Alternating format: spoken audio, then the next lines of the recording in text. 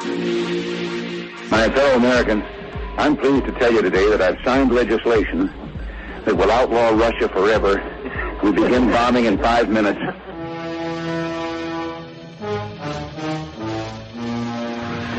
It is essential that our team learns to work with our new recruit, not against him. I'm a geek, walking down the street. Check the computer, the mainframe computer. I access the mainframe. At the end of this day, one shall stand, one shall fall. Time to find out. Welcome to Basically a Geek Show. Here are your hosts, Mike and Jack. Welcome to episode 8 of Basically a Geek Show. My name's Mike, and this is Jack. What is up, ladies and gentlemen? So, I figured that we would get started with Beating a dead horse. Beating a dead horse, yes. But we're actually going to follow up on what we started last show with. That you might have remembered our colorful rant about Bumblebee replacing Optimus Prime as leader of the Autobots in the new Transformers show. That's colorful? Never. Well, a new promo image for that Transformers series has surfaced, and Optimus Prime is featured in it, but he is all transparent and ghost-like. This has led some to speculate that Optimus Prime will be in the new series, but he'll be more or less Bumblebee's Obi-Wan Kenobi. From, of course, Star Wars Episode 5 and Episode 6, where Obi-Wan Kenobi really only appeared as a Force ghost. So, Jack, let me ask you, does this make it easier to swallow knowing that Optimus Prime will... Does it? Nope. No. Okay. The only... And again, my problem isn't with Optimus Prime not being the leader. My problem is with Bumblebee, of all the fucking bots, being the leader. To me, the only thing good potentially about it could be they might be providing themselves an out to where if this idiotic idea goes, tits up, that, they have an out. They can always cook up something where Optimus Prime's spark gets reinfused with his body or some shit like that, or they construct a new one or something along those lines, and it could maybe... And this is me being overly optimistic. I know it. But it could potentially be them giving themselves an out in case things go bad. They can always write their way out of it and bring them back. Indeed. They've done it before. In fact, they did. G1. Rodimus bringing Optimus back from the dead to fix his problems was the best decision Rodimus ever made as leader. So, who knows? Who knows? So, just generally... What I found interesting, though, was that the backdrop to this new promo picture is of a Cybertronian cityscape. And, of course, if this is a sequel to Prime, that makes sense. Cybertron was restored at the end of that series. So, we could be seeing a series that, at least in part, takes place on Cybertron. Of course, we have misgivings about this outing, as it were, but does the idea of a Cybertronian-based series, what does that do for you?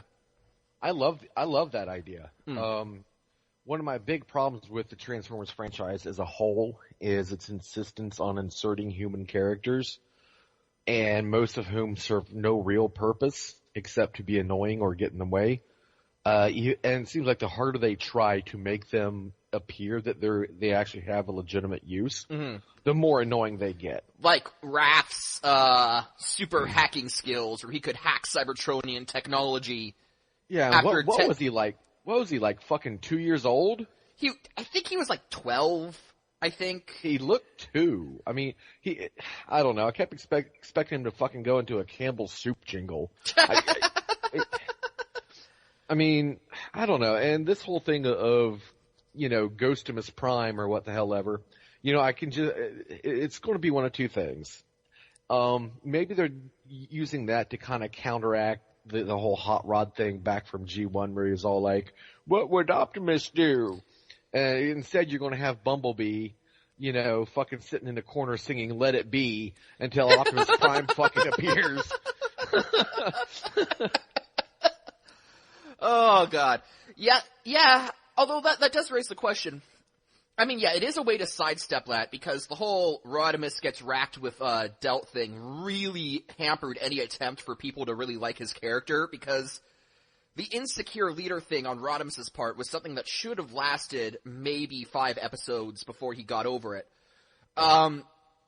So this will be a way around that, I guess, in that Bumblebee has a direct line to Optimus, and Optimus can reassure him, he can provide him with insights, but if it becomes, what will Optimus do? Well, I'll just ask Optimus, then it sort of begs the question, why not just have Optimus be the leader if Bumblebee's just...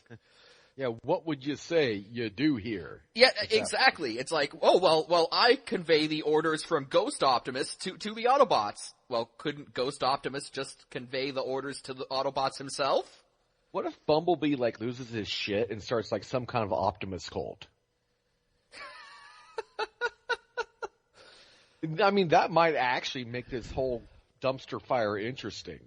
I'd watch that. Considering they said it's going to be more along the lines of Rescue Bots, I doubt that.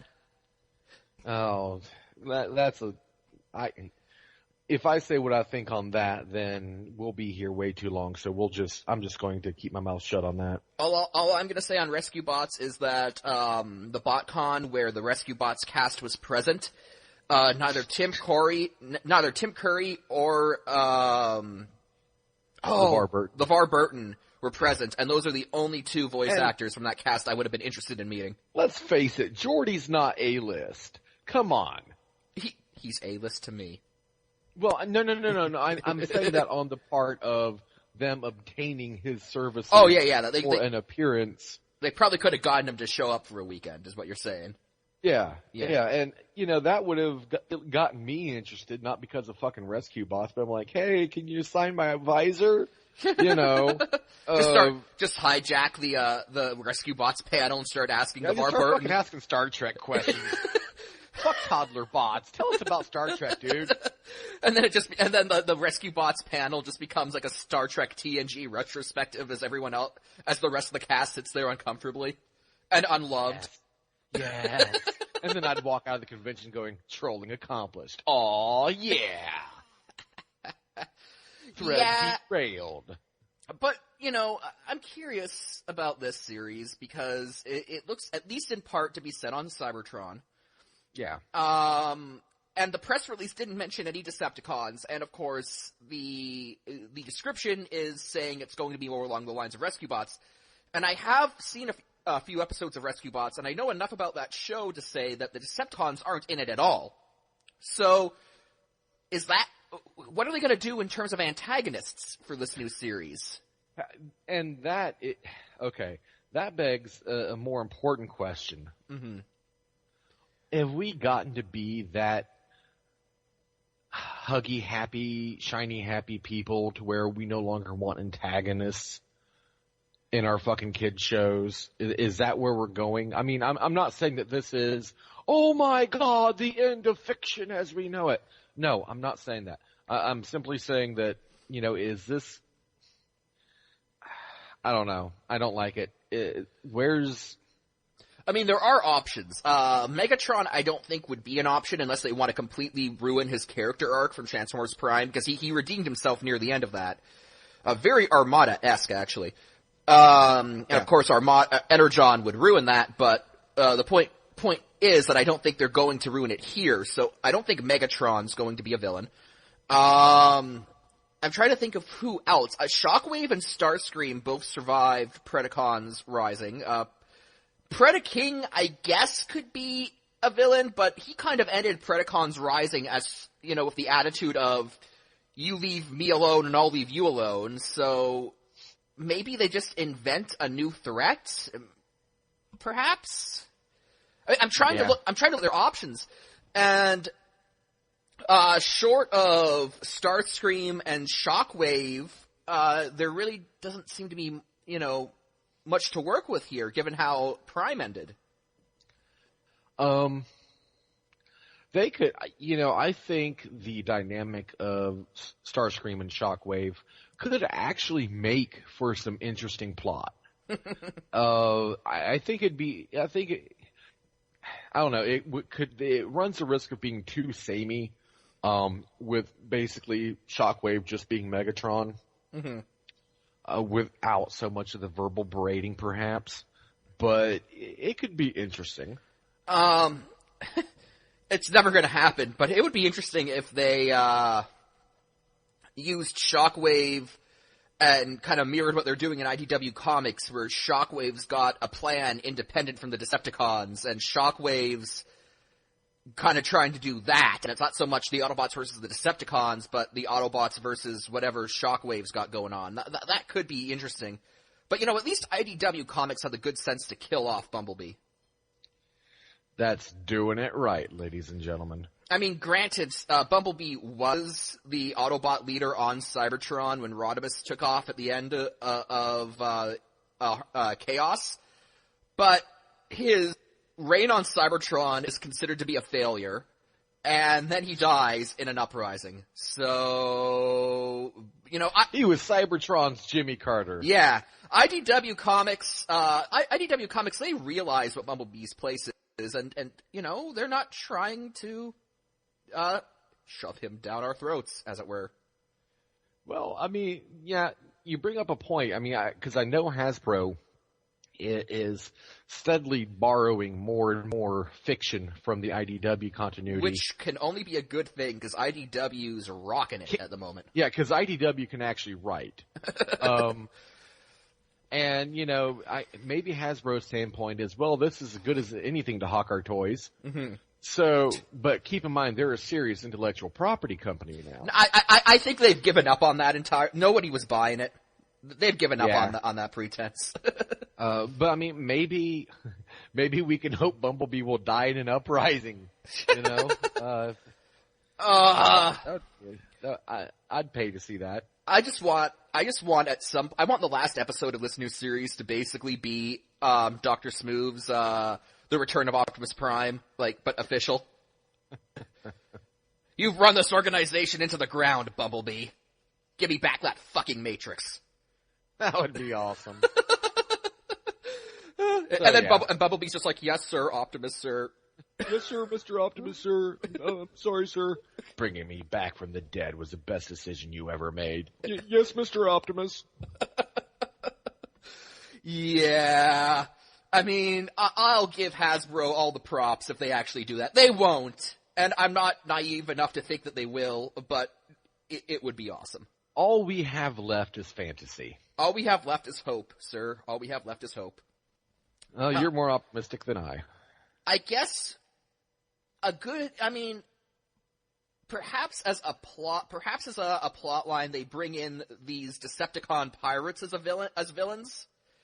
I mean, we saw the pirates, these pirates emerge in, the prequel books to, War for Cybertron, Exodus and Exiles. And then we had them appear in toy form with Thundertron, their captain, and then, you know, BotCon comes around and they're kind of pushing the pirate theme, so maybe pirates are going to be the villains in this new series?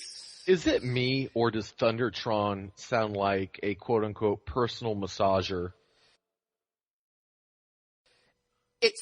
Okay, Thundertron sounds like the name a Cybertronian would adopt if he was in porno.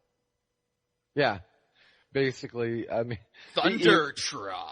Yeah, Thundertron. You know, and I could see him, transforming into this phallic-shaped device, and then somewhere on Earth you just hear this robotic voice yelling, Thundertron! Every time. No, the chick's just too out of it to know. She's like, what? I could have sworn my dildo just yelled Thundertron. No. I gotta look at the manuals. There's something on the support site. No, unfortunately, he transformed into a robotic lion, and he had a peg leg in robot mode. They really pushed the pirate theme on that. Transforms, sits on the shelf in an adult, quote-unquote, novelty store, and now we play the waiting game.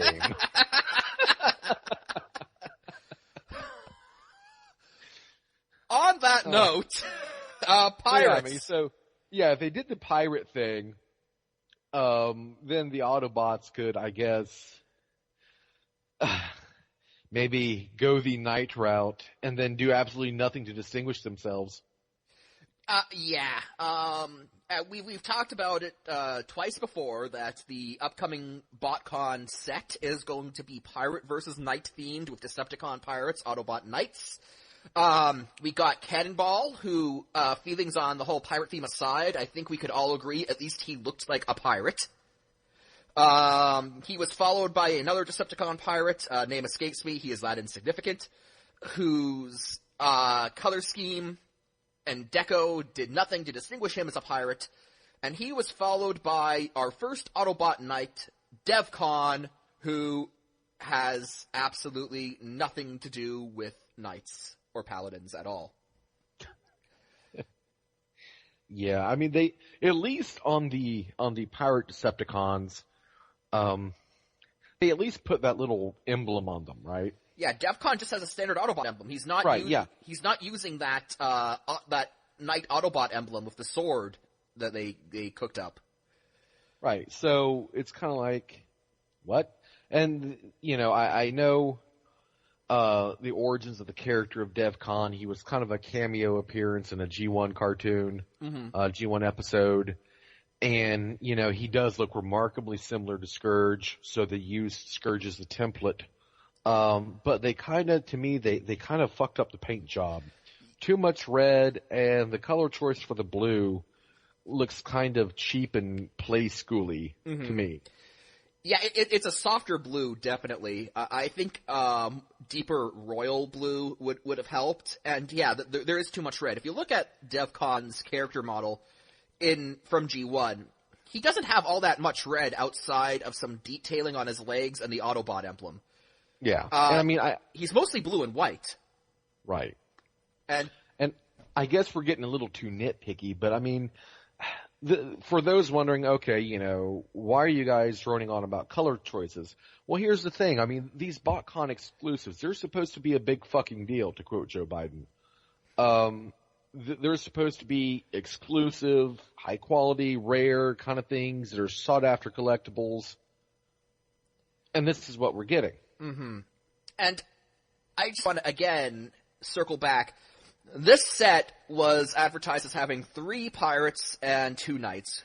This is one of the knights, and he's using a standard Autobot emblem, and they haven't knighted up DevCon at all. He doesn't look like DevCon if he were a knight, he looks kind of like DevCon.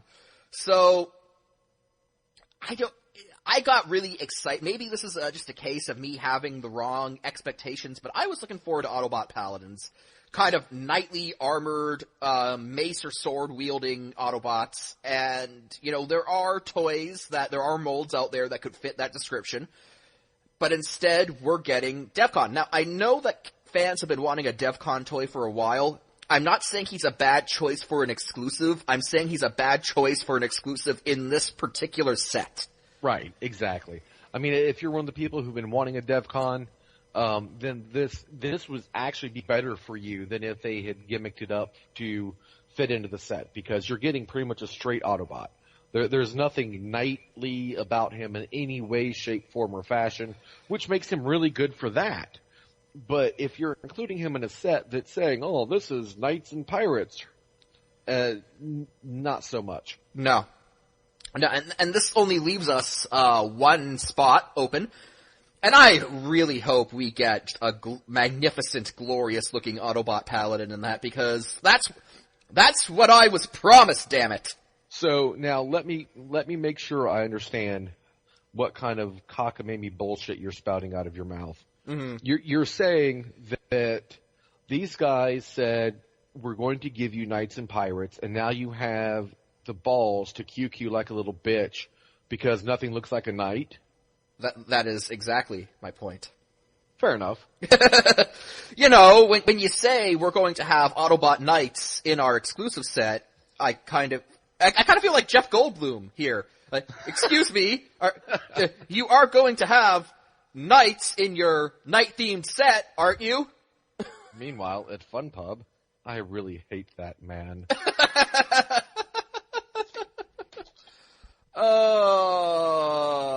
So far, I kind of have to label this the Iron Man 3 of BotCon sets. Promising one thing and under-delivering. I mean...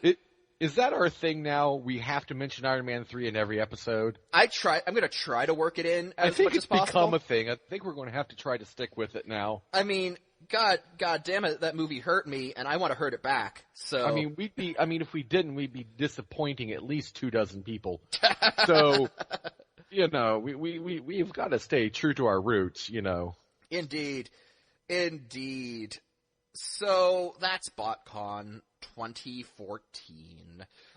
There really isn't much in the way of Age of Extinction news. We have some stills of Mark Wahlberg standing next to Bumblebee. I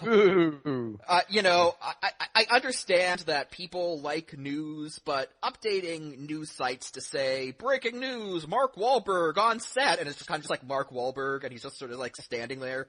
Mark Wahlberg standing in line at the fucking porta potty. Exclusive photos, Mark Wahlberg on set. Yeah, right? Yeah. I don't know what to say to that, really. We've seen all the trailers. Jack and I have gone over them.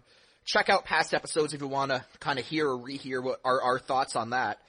So there's really nothing to say, I guess, until either another trailer comes out or there's some sort of leak that gives a full character model of a character we haven't seen or some plot points are leaked. All I can say is, as far as Transformers Age of Extinction goes, is I can't wait to see Optimus Prime because I think his new character model is pretty cool. I can't wait to see the Dinobots. And I cannot wait to see evil Kelsey Grammer. Yeah. Is it sad that evil Kelsey Grammer is at the top of that list for me? I mean, he's really the most interesting character. I mean, they've got Lockdown as supposed to be the main character, the main villain, I guess. But they haven't named him in any trailer. So, I don't know, maybe they don't think that Lockdown's well enough known outside the Transformers fandom. But, in terms of who I can say is getting the higher billing as the villain of this movie, it's evil Kelsey Grammer. I'd like to think that he's going to play it as kind of like his character is an evil Thomas Dodge from down Periscope. That would be nice. Although I'm personally pulling for evil Fraser Crane. That could be interesting. It's like, it's the same character as Frasier, only he's just more of a dick. They really need to at least have one scene where he's in his office and he answers the phone and he picks up and he says, "I'm listening." Or he's eating tossed salad and scrambled eggs for lunch one day.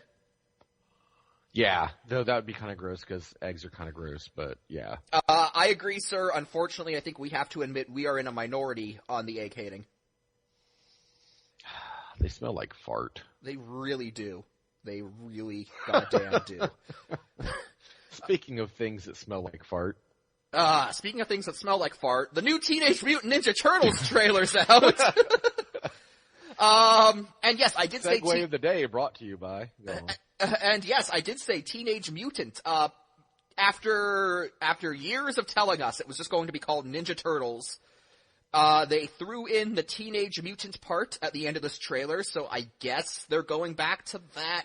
I don't know. The trailer, it was a typical teaser. Didn't give much in the way of plot. But it was our first look at this live action franchise, this live action turtle franchise. So Jack, what do you think? Wow. Look, I know it's just a teaser. And I'm even coming at it from the perspective of someone who wasn't as much into the Ninja Turtles growing up as a lot of, probably our contemporaries were. Mm-hmm. But I think they might have porked it. I don't know. I mean, maybe the character designs, maybe I'm putting too much emphasis on that, but Michelangelo, he looks kind of like the Toxic Avenger Mm-hmm. To me, I don't know.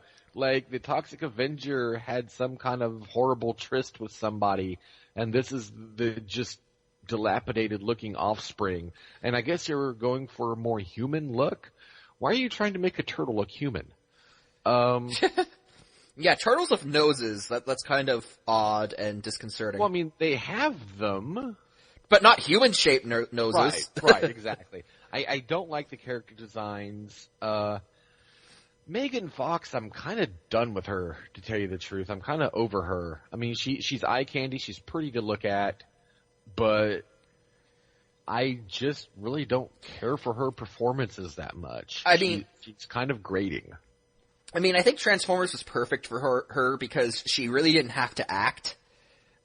She just had to look hot and run away from explosions. And hey, she was great at looking hot and running away from explosions. Yeah, she was exemplary. Yeah. But she's going to be April O'Neil in this movie, and April O'Neil, one of the main characters of the Teenage Mutant Turtles franchise, a reporter. So now she's got to not only act, because she is presumably going to have a larger, more central role than she ever had in Transformers, but she's going to have to play someone who, by their very profession, is well-read and educated. I don't mean to disparage Mrs. Fox, but interviews that she has done,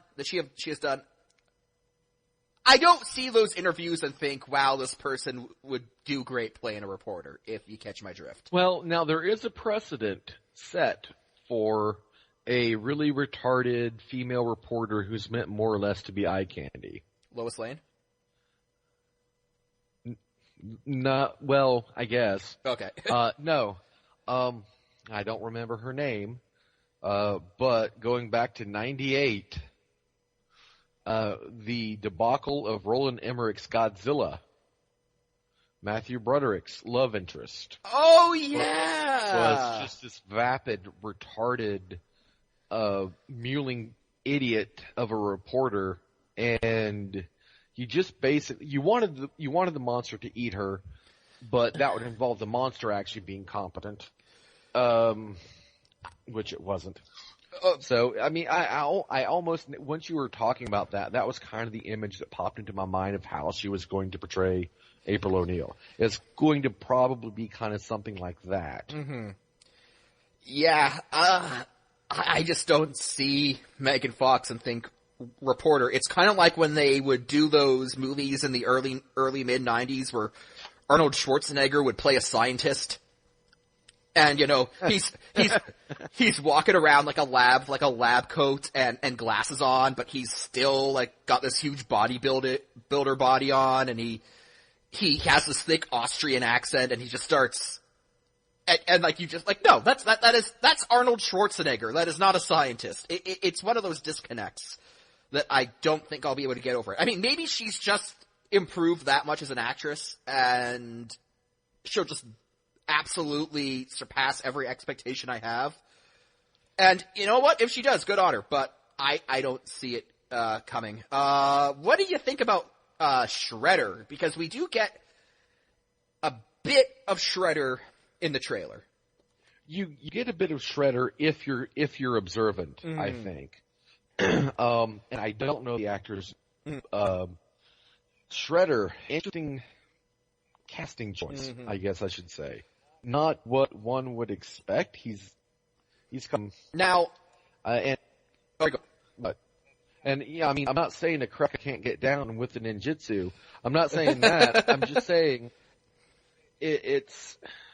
I don't know. When you go to this is the same talk we've had regarding Transformers. You know, when you have a character that's so enigmatic and synonymous with the series, and you go fucking with fundamental dynamics of that character, it makes things feel off. And if you're going to do it, make sure you're doing it for a reason. And this kind of strikes me as one of those things that really had no decent reason behind it. They just wanted to do it for its own sake.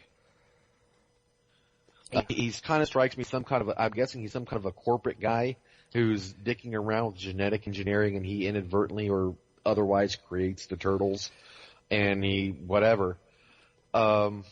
Which is interesting because they were the Teenage Mutant part of the title that they're going to be aliens. I guess that's changed because you do get the sense that they have been created as like it's closer to their cartoon and comic origins where they are earthbound mutations. Yeah. And that, I'd heard that same thing that they were going to be aliens, and that makes me wonder and a little bit concerned because, yeah, that was a dumb idea. But how far into production did they realize this? And change it, yeah. Right. Because did they just go back and retcon their own fucking movie at the last minute? Or, was this something that was made in pre-production or something like that? Did they catch it in time for it to not look retarded? Mm-hmm. Is what I'm worried about. Now, the actor in question is William Fichtner. Okay. His character is listed as Eric Sachs / the Shredder. So, in the trailer... Spoilers! Our listeners should know by now that spoilers are... we don't care. Exactly. In the trailer, it's basically narrated by this Eric Sachs character. He's talking to April O'Neil, and he's going on about how they need to create heroes, and then it cuts to a brief glimpse of him staring longingly, I guess, at the Shredder armor. And that scene of kind of him looking into the mask of the Shredder and him being listed as Eric Sachs / the Shredder makes me think that, he is the Shredder, and he is, he's a white guy, obviously, big departure from the series. And yeah, I kind of always saw the Shredder as sort of, he's an Asian guy. Right? I mean, that's what he's always been, right?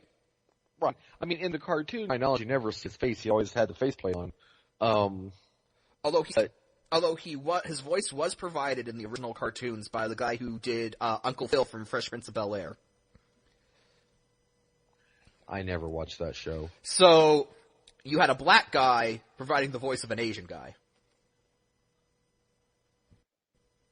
On that note, any mail that you would like to send to comment on our dialogue, basically a geekshow@gmail.com. Although I will say that I like this idea of the Shredder more so than what I had heard originally. Originally I heard that, I think it's Krang. I'm sorry, Ninja Turtles was never really my forte, but Krang was originally going to operate a Shredder robot, and that was going to be what the Shredder was in the movie. And at least they've gotten away from that, because that did not sound all that appealing. That kind of sounds like it missed the point of the original cartoon. Yeah, and that brings me to what I was going to say. The one thing that they can do, they would probably make me forgive all of this nonsense if they keep it in tone similar to the comic book. Mm-hmm. More of the dark and gritty kind of a feel, a definite more PG-13 type of a vibe than, G or PG. Indeed. That's going to go, it's definitely going to go a long way towards making all of this seem much more palatable. Although, I don't know, from what I got from the trailer, it seemed as if that the Turtles had more of their cartoon personalities intact. We don't get a lot in the way of dialogue, but what we do get, it seems as if they're going the cartoon direction. And I'm not sure if that more lighthearted banter will fit with the comic book's more gritty take. To me, it would. Mm-hmm. Now, to a lot of people, probably would. I would like it. But I can see where a lot of people don't like those two things put together. I personally do. That's, again, to see. I looked it up. In the original cartoon, Shredder was confirmed as Asian, in which one episode they see his mom named Mika, and she is an old Japanese woman. Yeah, it's been so many years since I watched the show, and that's one of the ones I haven't really gone back and revisited, because, I don't know, I liked it well enough, it just was never one of the... It was the thing that I would watch when Transformers wasn't on. Mm-hmm. And it kind of, to a degree, helped kind of fill the void during, basically after G1 ended and, got stuck with Beast Wars and all that other mediocre shit. Mm-hmm. That's pretty much what stuff like that was kind of what I went to. So it wasn't something I actively watched. When it was there, I'd watch it. Never really followed it all that closely. Mm-hmm. Mm-hmm.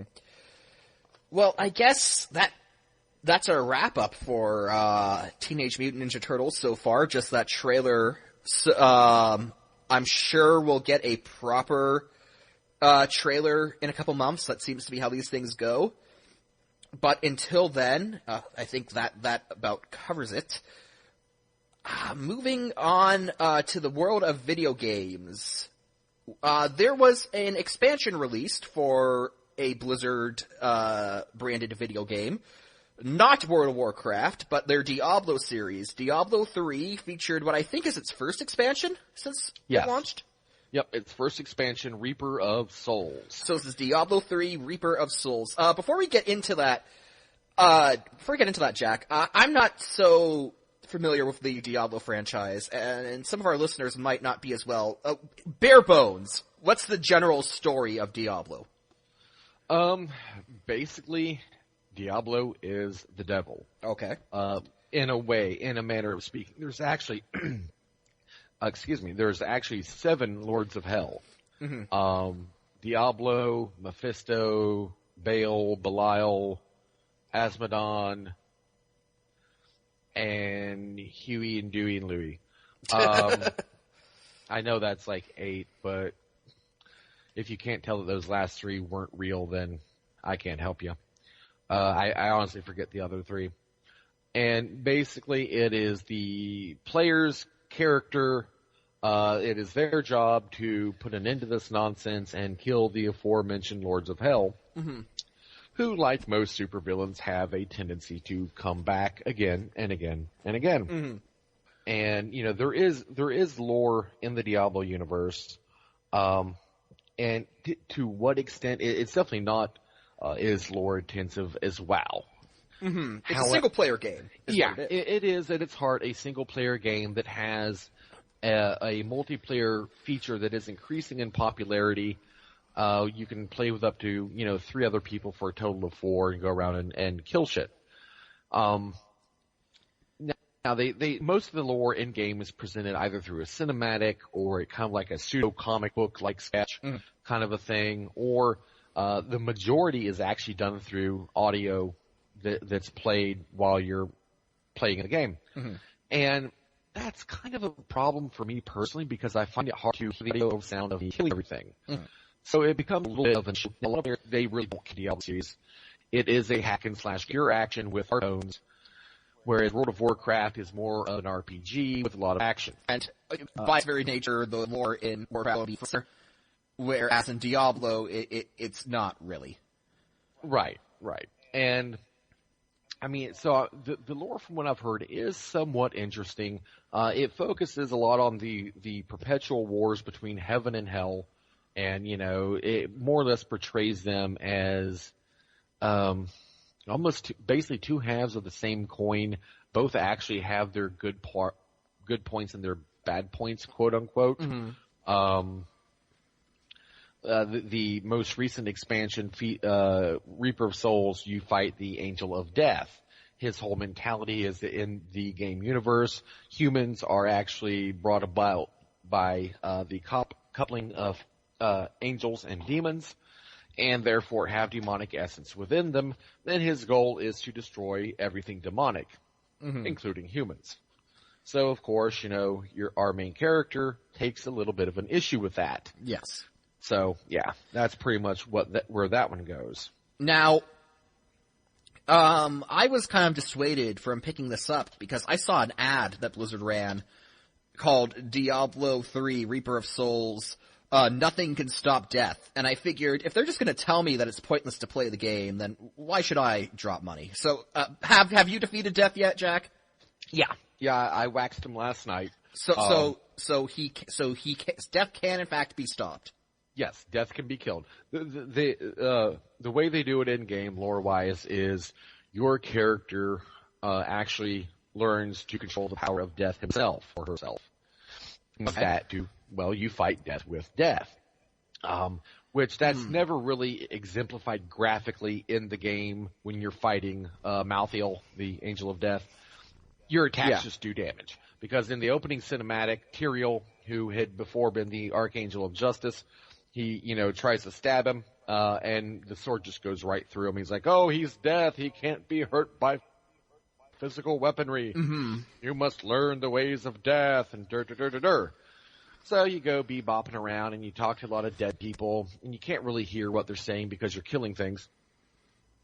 But yeah, in the final battle, it's basically said that you were able to kill Malthael because you possess the power of death yourself, at least for that short period of time.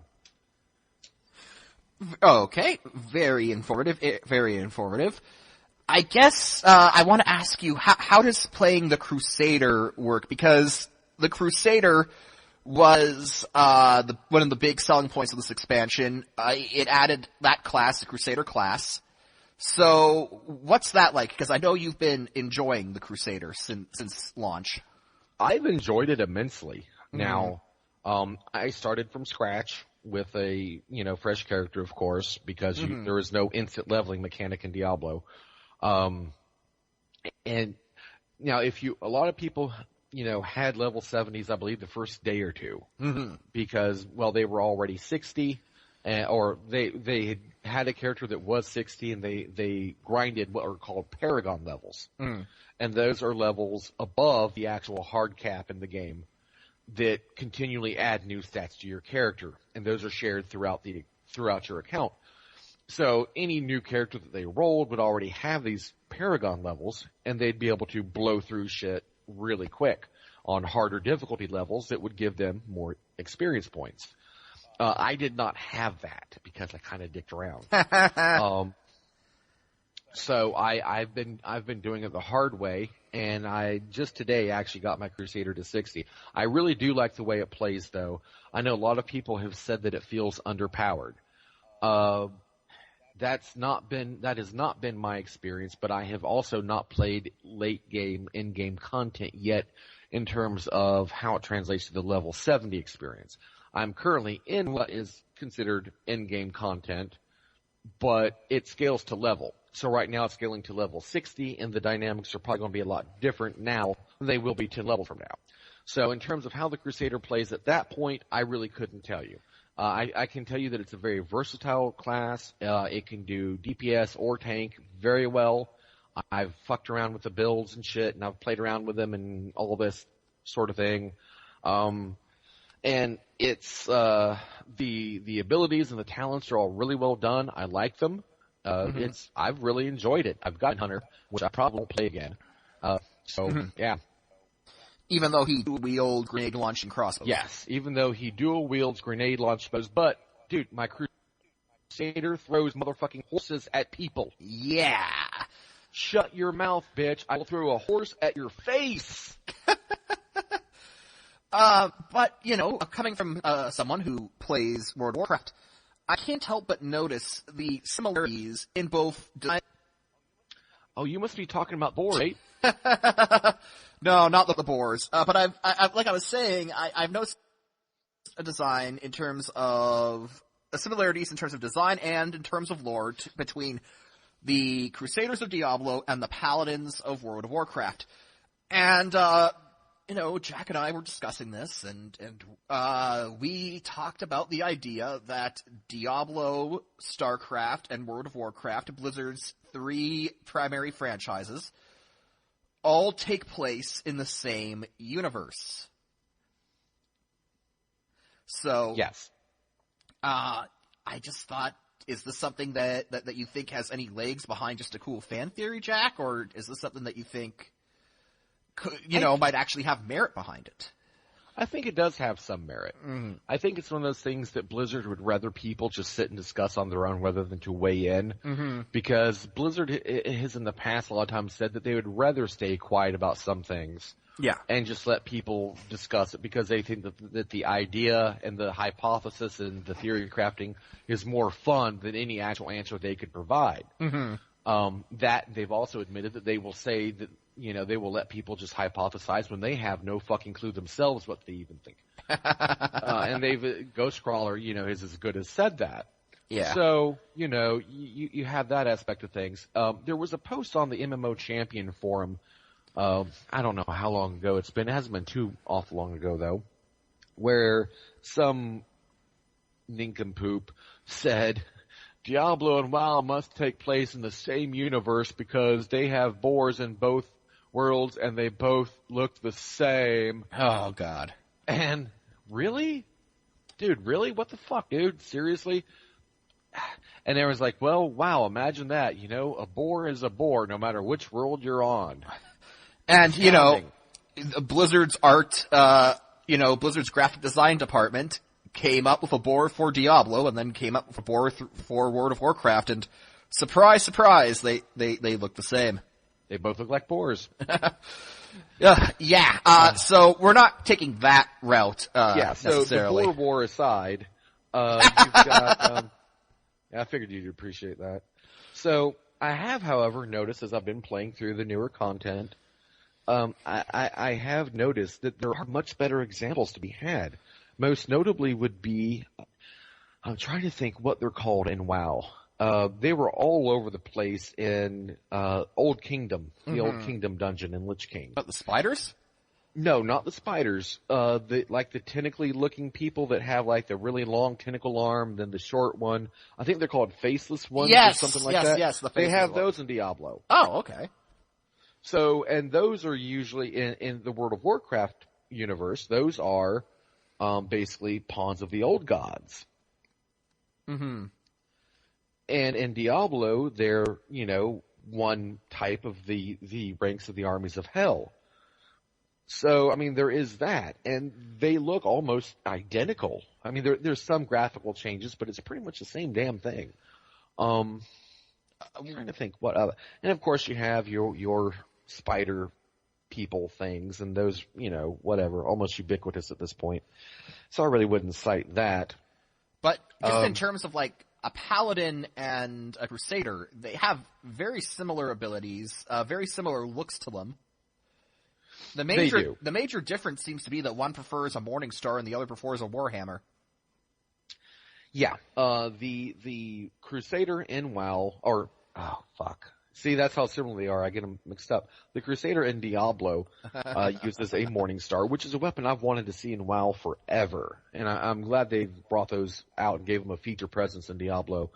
But one notable difference, I would say, is actually the religion, because the Crusader says that he follows a god called Zacharoon. Now, who this guy is, I have no fucking clue. But what's interesting is that you get side characters like NPCs to help you out in Diablo. One of whom is a Templar. Okay. He talks about the light, which is the religion of the Paladins in World of Warcraft. Right. And though while the Crusader makes mostly references to Zacharoon, he also will say, is one of his like, fuck yes, I killed things statements. He'll say, by the light be damned, and things like that. Mm-hmm. So, one could easily say, hey, the light, quote unquote, is a generic term for the forces of good, whatever. And that argument certainly has merit, and that could be all that it is. But given both of these games being published by the same company, while the same artists and writers and such going into them, kind of makes me wonder. And if it is a shared universe, then this could mean that Zacharoon, whoever he is the ultimate entity behind the religion that is the light in World of Warcraft, the main human religion. Yes. Possibly. They've been very hush-hush on what the light is actually supposed to be beyond just kind of vague concepts. In the original Warcraft games, it was stated outright it was basically Christianity.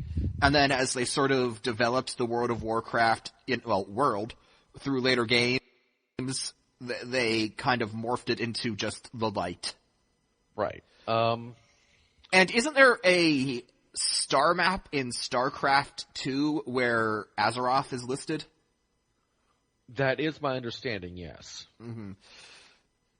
So all of this would, I don't know. I'm immensely interested to see how all this would work because you have humans on Azeroth which is Warcraft, and you have humans on Sanctuary, which is Diablo. So how did humans get there? Because World of Warcraft has its own kind of creation myth for Azeroth, and humans are said to be native to Azeroth in that world. But obviously, if it's in the same universe as Earth, it begs all sorts of questions. They might end up going Battlestar Galactica on us. Maybe. I mean, it could be. I think maybe their statement that in WoW that humans are natives of Azeroth, that could easily be placed in the context of the knowledge of the actual characters in game at the time, because for all they know, they are natives of Azeroth because they have not encountered any other humans anywhere else. Mm-hmm. Indeed. It's just, there's just so many possibilities, and I kind of hope they don't explain it, because as awesome as it would be to get a really cool answer, a really bad answer could really fuck up the lore for these 3 series kind of irreversibly. Well, so I'd rather they keep quiet than come up with something that's just kind of stupid. There is one place where we might end up getting an answer. Okay. And that's actually Heroes of the Storm. Because, I mean, if you think about it, that's the crossover game between all 3 of these franchises. Yeah, but it's more or less in the line of League of Legends, right? Like, there's no real story behind it. It's just like, hey, play as these characters and hit things. Well, League of Legends actually does have lore to it. I mean, it does? Yeah. Really? Yeah. Okay. It's very shallow, but each one of the champions has their own backstory. Mm-hmm. And, you know, it's, from what I've seen, it's all consistent and everything, which is pretty remarkable given how many champions they have, over 100 now. So, you know, they could have some kind of lore for, Heroes of the Storm that might give these things some kind of a basis. And the game itself, at least theoretically, presents the idea that these are all somehow, if they're not inherently tied, then they are at this point. And if they are at that point, then that sets a precedent that they could be again. Mm-hmm. Mm-hmm. Indeed. Who knows? I mean, with Blizzard pushing Diablo 3, we're going back to Draenor in World of Warcraft, and Draenor, of course, is another planet. So they've already got the interworld travel thing going on. Who knows? Yeah, and at some point, I mean, it's pretty much almost a given at this point that World of Warcraft will end up having an expansion on Argus. I mean, whether it's later or much later, you know, it's almost a given at this point, and it's definitely mentioned that the Legion has impacted thousands of worlds, as have the Titans, and there are sentient races on these worlds. So, I mean, at least on the WoW end of things, there's definitely the possibility. Indeed. So, I guess that's all we have really for Blizzard news outside of World of Warcraft announcing that in Warlords of Draenor, Wild Hydra will be tameable pets for hunters. Outside of that, not much on the news front. So I guess we're going to move into this week's Bad Movie Public Defender. For those who missed our last go at this, this is where we take a widely maligned movie. Jack does his best to defend it and rehabilitate its image. I rightfully trash it because these movies are legitimately garbage, and Jack doesn't know what to talk about. So with that in mind, we did Battlefield Earth in the first go around. This go around, it is the much maligned Street Fighter the movie. Background for those who might not be as familiar with the Street Fighter franchise. Street Fighter was a popular side-scrolling fighting game. Well, no, it wasn't side-scrolling, sorry. It was a tournament fighting game, much in the same vein as Mortal Kombat. It really got popular with Street Fighter 2, and it was really Street Street Fighter II's characters that formed the basis of the live-action movie starring Raul Julia and Jean-Claude Van Damme in the two leads. So, with that in mind, let's go for some opening statements. Jack, defend Street Fighter II. Street Fighter II was never intended to be great cinema. It's a movie based off of a video game, for fuck's sake. Mm-hmm. It's an enjoyable watch if you take it in that context. If you go into it expecting in-depth cinema, then you're just an idiot. Mm-hmm. But if you sit down and just watch it for what it is, it's quite enjoyable. Mm-hmm. So you're employing the popcorn movie defense? To a degree, yes. I mean, they had a vision for the movie. They executed it very well, in my opinion. So, yeah, I don't see anything really much to quibble about. When it comes to the popcorn movie defense, one needs to be careful about that. Because I agree, there are certain movies that are never intended to be great cinema. And the vision from the start is to make them action movies. And in that regard, plenty of movies can get away with just being enjoyable action movies. Even taking that into account, I still don't see how Street Fighter holds up. I understand what they were going for in a lot of ways. I understand the whole war theme they tried to go for, turning M. Bison into sort of a war criminal and making Guile the head of sort of a UN military force out to try to stop him. I get what they're going for with that. I just don't think it really worked. And the biggest sin on the movie's part, and there were plenty of others, but the biggest sin on the movie's part, I thought, was the casting of Guile. Guile in the video games, he's almost stereotypically American. Street Fighter is a game that is produced in Japan, and Guile is supposed to be their big American guy. He's this blonde-haired, muscular guy. He's got on army fatigues. He's got an American flag tattoo. He is Captain America. So, when you cast Jean-Claude Van Damme in that role, I think you can see where there would be problems.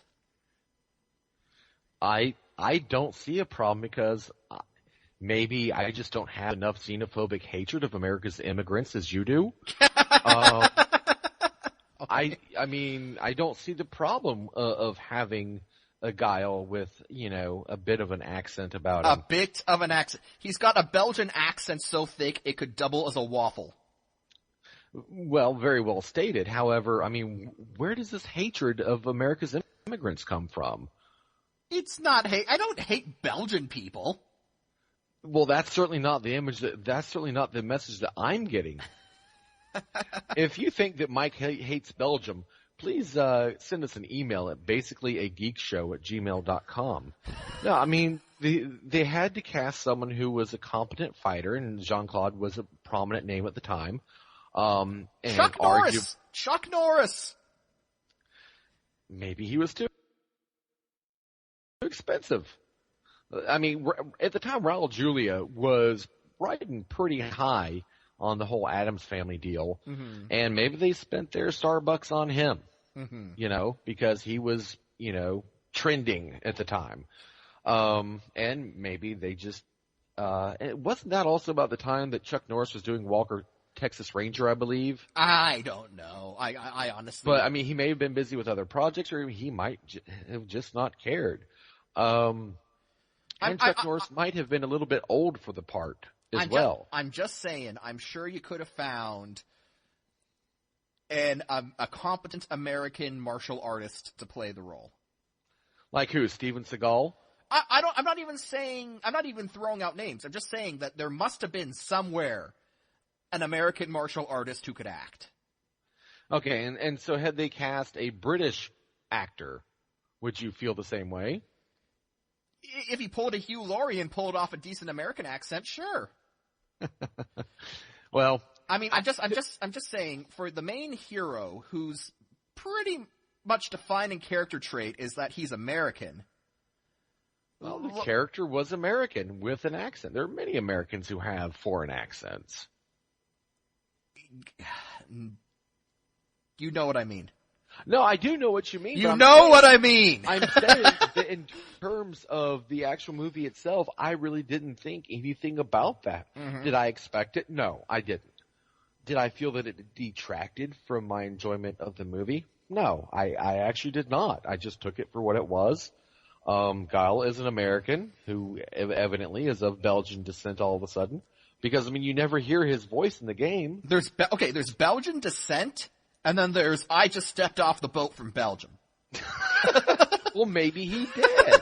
I mean, you don't have to be born in America to serve in our military. You merely have to be a citizen. So maybe he did. Maybe he took the express route to citizenship and then signed up. And then rose through the ranks of the United States Army. Well, yeah. You know, maybe he's a particularly gifted military tactician. I would debate that I would say the rest of the movie does not hold that up, as he's nearly defeated by M. Bison with rocket boots. Okay, rocket boots, which, let's put this into context. Okay. I got 3 words for you in terms of video game movies. Okay. Super Mario Brothers. Ooh. Now look at Street Fighter. Mm-hmm. Okay, at least when you watch Street Fighter, if you were a fan of the franchise, you got pretty much what you wanted. You got pretty much what you expected. Mm-hmm. And that in and of itself makes it stand head and shoulders above other movies of its genre. And personally, even as an action movie of the time, now keep in movies, action movies at that particular point, well, action movies are never really known to be high quality cinema. But in terms of an action movie, it's watchable. I still find it to be watchable, as the franchise has actually come into a bit of a renaissance in the last couple of years and is once again pretty damn popular. Cue the Rocky montage. But, you know, the casting of Van Damme as Colonel Guile did not bother me. I just viewed him as yet another American with an accent. He played his part as well as one would expect an action star to portray any part, which was, you know, moderately competently, and probably a lot better than Seagal would have been, which I'll tell you right now, that's why they didn't cast Seagal, because there were way too many speaking parts in that movie. So they cast Seagal. A guy who could barely speak English. Okay, which would you rather have? Heavily accented English or, hey, I'm Steven Seagal. Wait, what's my line? I mean, and is Seagal, not Seagal, Van Damme, is he any less intelligible than, say, for example, Stallone? Or Schwarzenegger? Schwarzenegger is admittedly foreign, but governor of California, you don't get to be much more of a fucking citizen than that, even though it is only California, but still. Well, at least though, in the action movie Commando, which starred Arnold Schwarzenegger as a member of U.S. Special Forces, at least they got around that by mentioning that he was raised in East Germany and that he defected. So at least they accounted for his obvious accent, and they never really did that with Guile. They just sort of said, he sounds Belgian, but he's American, so run with it. Well, maybe they thought their audience had enough, you know, intelligence about them to just gather that he was Belgian and American, that he was a Belgian-born American citizen. Maybe they didn't feel that they had to talk down to their audience in such a fashion. They didn't feel they had to talk down to the audience of the Street Fighter movie. Yes. So, I mean, you know, if they feel that the video game crowd can understand these concepts, why didn't the people who write Commando think the same thing? Why did they choose to insult the intelligence of moviegoers, whereas Street Fighter took the high road? Are you saying Street Fighter's a better movie than Commando? Cause why are you a racist? Okay. Moving on, because I don't think we're going to settle this particular point. Moving on. Another problem, and this is really a problem that all fighting game movies have to deal with, but Street Fighter certainly did not handle it any better than any other movie of the genre. Trying to account for the vast array of playable characters. Street Fighter, it almost seems like there are way too many characters in that movie for its own good, because they felt the need to give every playable character at least a cameo.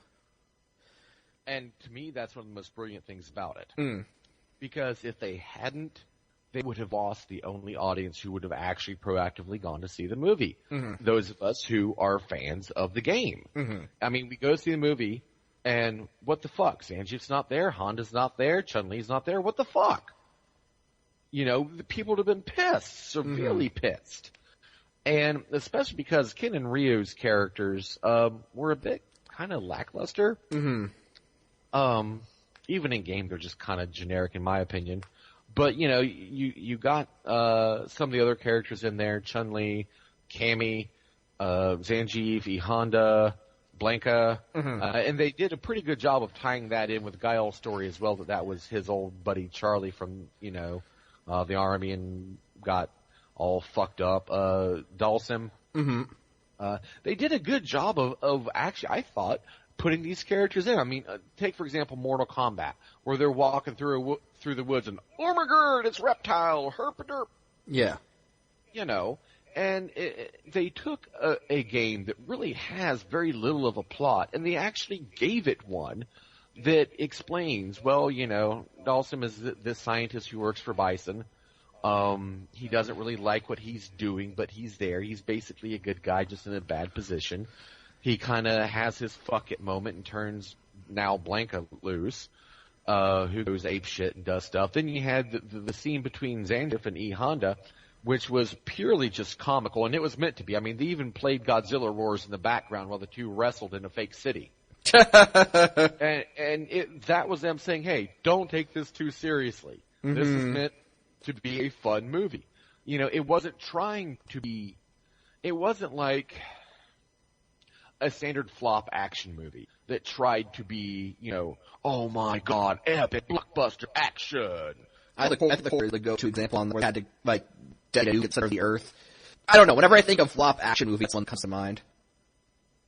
Oh, maybe, but I mean, this wasn't like one of those movies it wasn't trying to be that movie. It wasn't trying to be necessarily a summer blockbuster. It wasn't trying to, you know, establish a movie legacy or anything like that. It was meant to be a fun, tongue-in-cheek interpretation of the game that fans of the game and fans of action movies in general could sit and watch and have a relatively good time at. Heartedly on those grounds. I mean, I still watch it today. I mean, rather once every couple months I'll have a watch of it.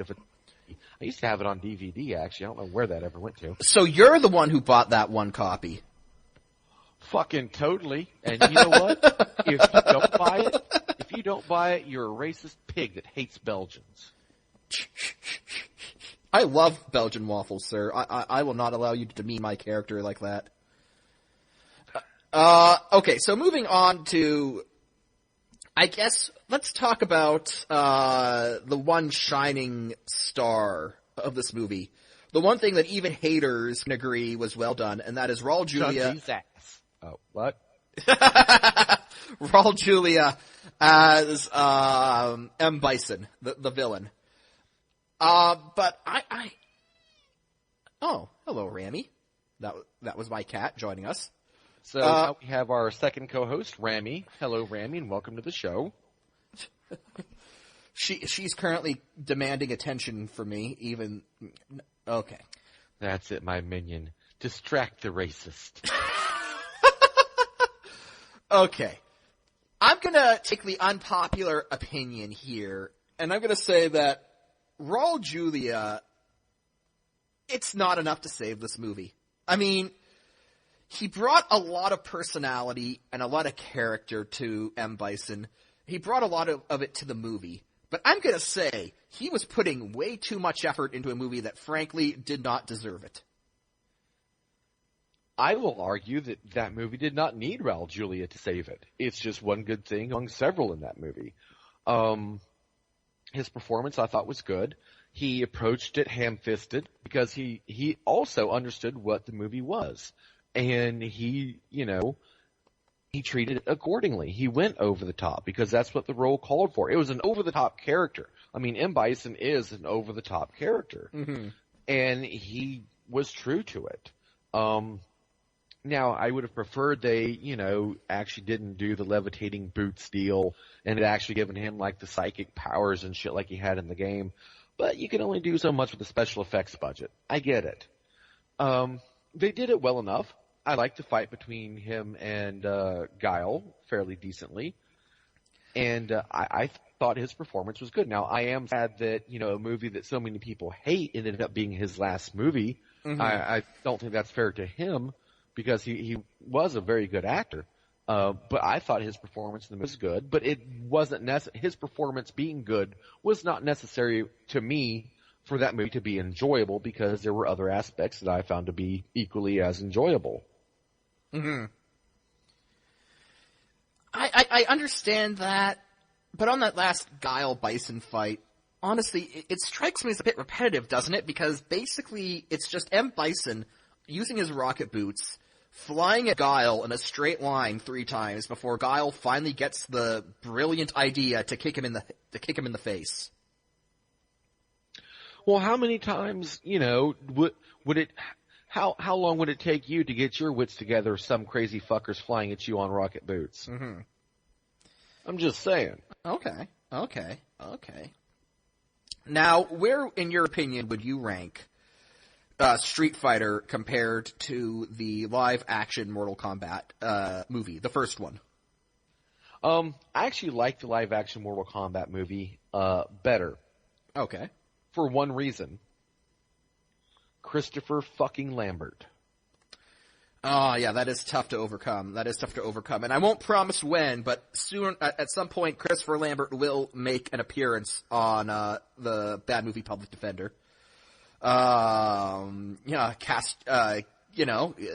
State your guesses on which movie that'll be, because Lord knows he's been in a couple stinkers. Now, let's be clear to the fans here, all 2 to 3 dozen of you, that we're not saying Christopher Lambert will make a guest appearance on the show. No. We are saying that I will take the mantle of defense in honor of the good Mr. Lambert, and I will fight the righteous cause of freedom on behalf of one of his wonderful movies. One of his wonderful movies.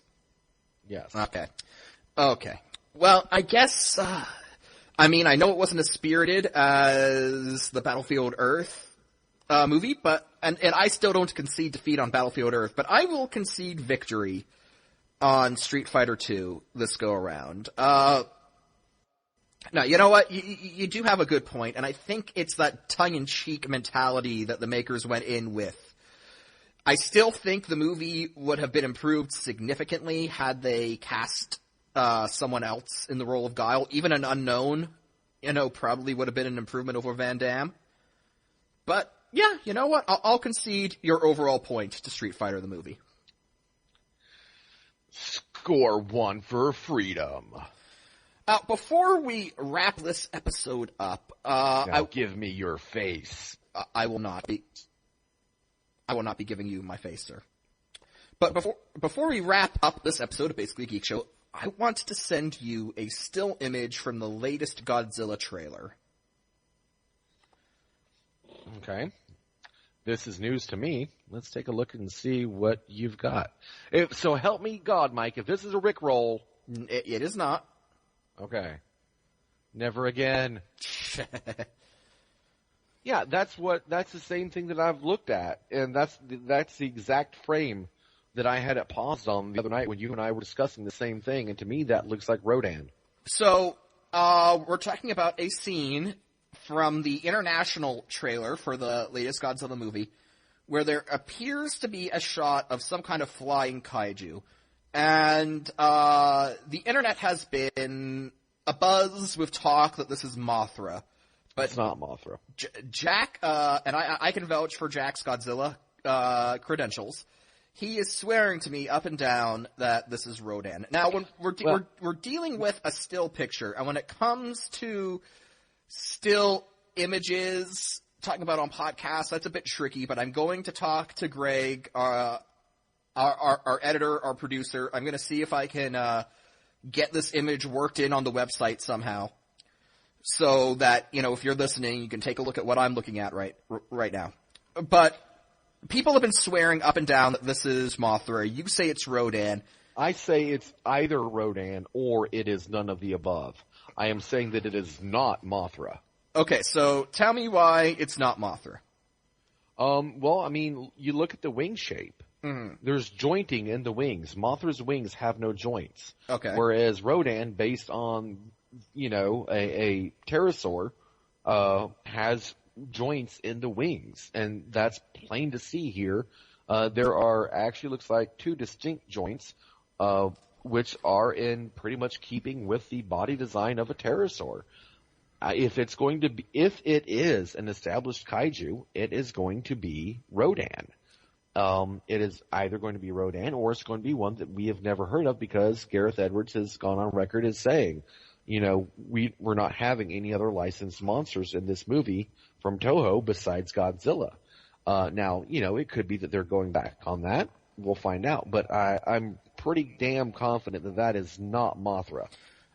I think the big thing that's setting up the Mothra talk are those mandibles up front, near the head shape. You can kind of see, they look very insect-like. Yeah, but are those mandibles, or are those feet hanging from behind that are dangling down as the creature flies forward? Good point. I never thought about that. Now, Mothra does have legs in about that position that do, when she's flying, whichever it is that particular movie. What, there's been a male Mothra? Yes. Oh, okay. That do kind of hang down, and sometimes they come to a little, almost like a point like that, down at the bottom. And that could be what they're looking at, and I get that. I mean, you know, that's why I looked at the image and kind of studied it for a few minutes. I mean, this is being done with CGI. This is not being done with practical effects. So what you're seeing here is an intentional design of the character. It's not going to be a side effect of a practical effect, and that was just the way the camera caught the suit or the prop or whatever. All of this is deliberately designed to look the way it does. So everything you see here is going to have a purpose. And with that in mind, that wing has joints. An insect's wing, a moth's wing, does not have joints. Now, those things coming down from the front or coming down from the sides or underneath, I would say those could be feet. Or that would also be a case for it being a none of the above kaiju, and that they are mandibles, but not Mothras. Yeah, that's something else. Obviously, this is not a centipede, but we've heard rumors that one of the original kaiju designed for this movie would be a centipede. So it does open up the possibility for other insect-themed original kaiju who are not Mothra. I just wanted to bring it up because it is an image that I believe made its debut in that international trailer. And I know a lot of people have been saying, oh, it's a Mothra sighting, and I wanted to get your thoughts on it. Yeah, no, I mean, if I'm wrong, I will officially eat crow here on the show. You're going to eat crow? Well, no. I mean, if it was prepared right, I guess I could. But enough hot sauce will fix anything. But, you know, whatever. I'll certainly admit it if I'm wrong. You know, but as it stands now, I don't see anything here definitively proving that this is Mothra, whereas I can see at least one thing that definitively, in my mind, at the very least, proves that it is not Mothra. Very interesting. Very interesting. Well, I know it was a shorter episode, folks, but you know, it's a slow week, and that's going to do it for this week's edition of Basically a Geek Show, the 8th episode. You can catch us on YouTube, you can catch us on iTunes, Spreaker, Stitcher, Podomatic, and look for our threads at TFW 2005 on the message boards, and send us your hate mail at basicallyageekshow@gmail.com. For Jack, this is Mike, signing off. Good night, everybody.